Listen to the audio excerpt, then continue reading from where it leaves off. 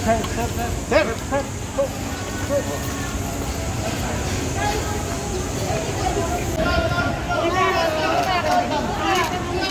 mo na. Picture mo natin, sir. Picture mo natin. O sige, photos na lang muna. Photo muna. Ay, sir, wait lang. Picture mo na. Send it, sir. Send it. Yun. Eh, muna kayo saglit lang eh. Mike. Okay na kayo. Ngayong araw audio mo ay magpa-file tayo ng libel at cyber libel cases laban kay Harry Roque, ilang reporters ng SMNI at yung vlogger na si Bana, ilang pro-Duterte vloggers at trolls, no? At ito ang ating pushback dun sa kanilang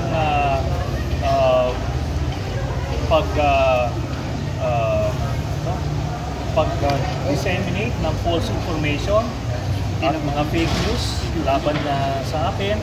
At kaya ngayon nakita natin itong panahon na to ay makakakuha na tayo ng justisya.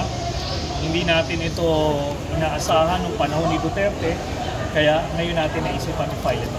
Sir, ano po ba yung laman? Ano po yung mga paratang? Ang paratang ng karamihan ay dahil binenta ko raw yung Scarborough, no? Paulit-ulit ito sinasabi kahit na ilang paliwanag na ang ginawa ko, kaya ngayon kakasuha ko na sila. Sir, ng mga particular like kaso po ninyo, please? Libel at cyber libel charges. Kay Fiscal Corpus. Libel at cyber libel Estela charges. Cervania E. Aquino versus Don Carriaga E. Castillo. Table 3 po. Kasi po for Caloocan, tayo si tatakbo, disipitong disilibo. Hindi pa napapanood yung pag-announce dyan, no? Sasabihin natin yun hindi.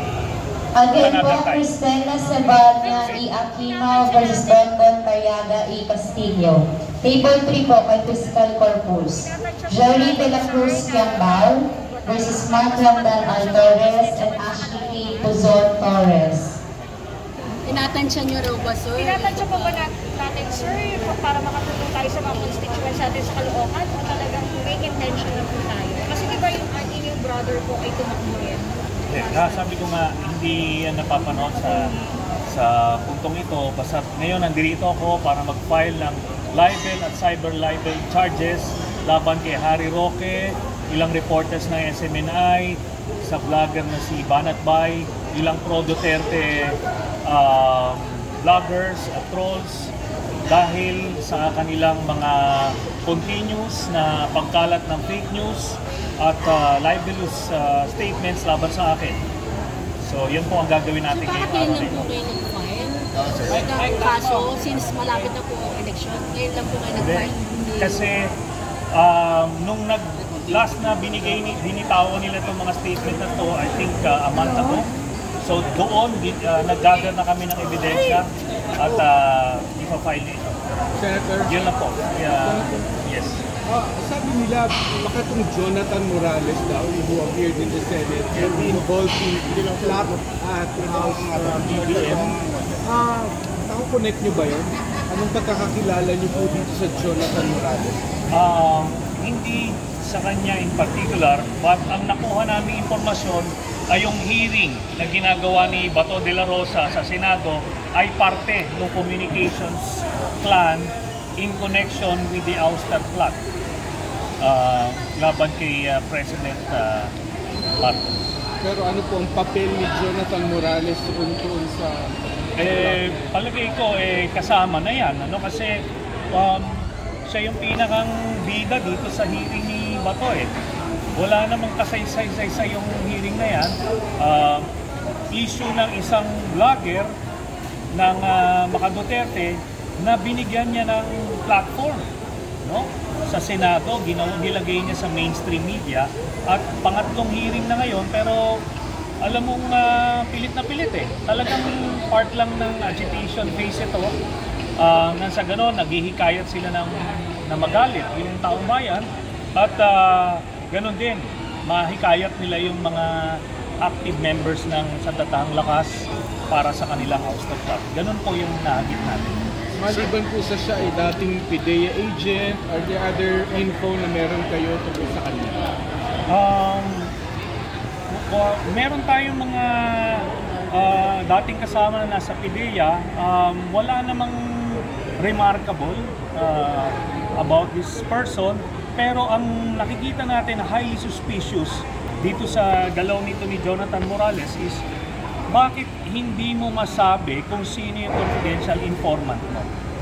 Yun lang yun. Kahit sabihin niyang mag-request siya na executive session, sabihin niya na sa ganun, malaman kung sino talaga ang source niya doon sa kanyang planong operation laban kay President Marcos. Hindi niya masabi. That's impossible. No? Yun po. Sir, is it also good to know na kung sino yung sinasabing naghuhulog ng barya dun sa blue box? Yun na nga. And may mga ilang instances na nakikita itong Jonathan Morales na kasama si Duterte mismo. No? Highly suspicious yun. Kasi kung neutral informant o resource person, dapat hindi ganyan. Hindi ka nakikita sa mga ganyang political activities na madudungisan yung intention mo. Sir, hindi ba medyo ironic yung yung Scarborough Shoal, yung pagbenta, yun yung ina-accuse sa inyo, pero at the same time, yung sinasabi yung gentleman's agreement, hindi ba medyo ironic po yun? Yun na nga po, no? Dito makikita na kung ano yung binibintang nila sa atin, na ito yung basis ng aking mga libel and libel charges, yun pala sila ang gumagawa. Sila pala yun ang kompromiso nitong interest ng ating bansa dyan sa West Philippine Sea. Pero sir, may info ba kayo kung talaga nagkaroon ng gentleman's agreement?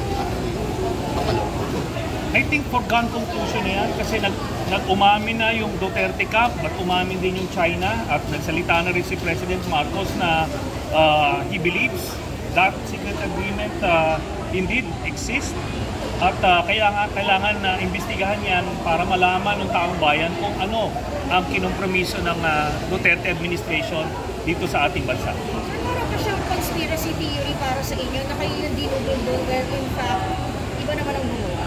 Yun na nga.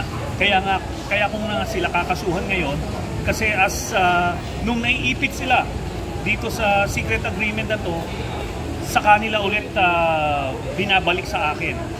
Okay, ilang taong ko pinapaliwanag yan, pero enough is enough. Kailangan harapin nila itong kaso na to. Yun lang po. Thank you. Thank you. Thank you.